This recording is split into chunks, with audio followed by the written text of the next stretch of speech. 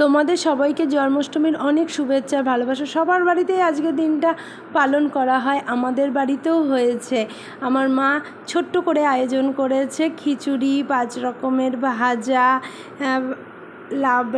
লাবড়া বলতে পাঁচমিশালি তরকারি, চাটনি, সমস্ত কিছু। দেখো, পটল ভাজা, বেগুন ভাজা, আলু ভাজা, ভেন্ডি ভাজা, মোটামুটি আর বাদবাকিগুলো ঢাকা আছে।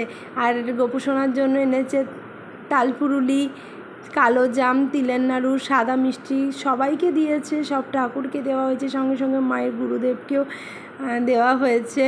সমস্ত পুজোর আয়োজন প্রায় কমপ্লিট। আমার মেয়ে তো সে অনেকক্ষণ ধরে এঁকে এবার কখন রাখবে, কি করবে, মা তো বকাবকি করছিল বলে রাখতে পারিনি, যেই মা নেই অমনি এসে রেখে দিয়েছে। জানো তো, এর মধ্যে আবার ভুলে গেছিলাম যে ক্যাডবেরি আনাতে তো হবে আমাদের গোপুসোনার জন্য। আমি গিয়ে নিয়ে এসেছি। মা কী করেছে, ঝটফট করে খুলে দিয়ে দিয়েছে, পুজো চলাকালীনই দিয়ে দিয়েছে। কি করব, ভুলে গেছি। আমাদের সিংহাসনটা তেমন একটা সাজানো হয়নি, কারণ আমার হাত ভেঙে গেছে, আমার মায়েরও শরীর খারাপ। কি করবে, এখন কেউ যেতেও পারছে না। আমার মেয়ে বললো দাও আমি ঘুরিয়ে আনি। ও কী করছে, চারিদিক দিয়ে প্রদীপ ঘোরাতে ঘোরাতে প্রদীপ গেছে নিবে। কি করবে বুঝতে না পেরে ও আমার মায়ের কাছে আবার দৌড়েছে, দিদি প্রদীপ জ্বালিয়ে দাও, চারিদিকে দেখাবো। পুজো তো প্রায় শেষ আমাদের হয়ে গেছে, মেয়ে প্রসাদ খেতেও বসে পড়েছে। চলো টাটা, গুড নাইট।